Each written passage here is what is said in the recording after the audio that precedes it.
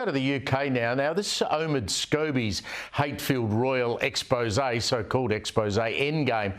The fallout from that continues. There's been more allegations, including now that the late Queen Elizabeth's been dragged into.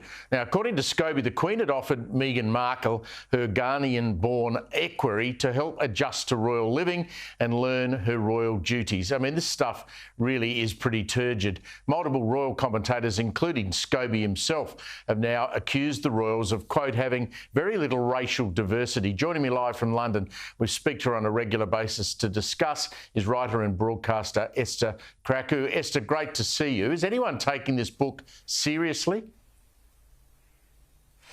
Clearly not. I mean, the British public want to hear from Omid Scobie as much as we would like a bout of gonorrhea. And he himself has proven that he is very inconsistent with the stories that he's been telling. So apparently he has admitted that the wrong copy of the book somehow made its way to the publishers. But the only thing that was wrong with that copy was the fact that there was apparently the revelation of the names of the royal racists, which now apparently the Queen has joined that club. It seems like there's more people in the royal family that's allegedly racist than are not. But obviously, if we were to take this story at face value, it actually shows that the royal family are very much not racist. So the Queen offered her Ghanaian-born equerry of mixed racial heritage to Meghan to offer his services to her to help her adjust to royal life. I really don't understand how anyone could take offence to that, unless, like I've been arguing from the beginning, the Sussexes really treated the royal family and any advances that they made towards them with extremely bad faith. But again, this is assuming that we take anything that's coming out of Omid Scobie's mouth seriously. I do still think it's very strange that the Sussexes have not made any public statement about this book, denouncing it in any way, shape or form. Maybe they think this is the time to hold a dignified silence after having Netflix documentaries and Oprah interviews and tell-all books released. But I just think it's very strange and very damaging and very unfortunate.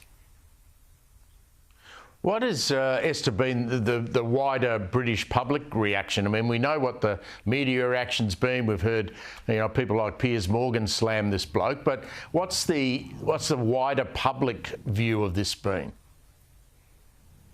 Well, mainly one of bewilderment that Omid Scobie has even managed to drum up publicity in the way that he has. You have to remember that this is someone who's reported on the royal family for over 2 decades, but he was very much an outsider amongst royal journalists, commentators, and people really in the know.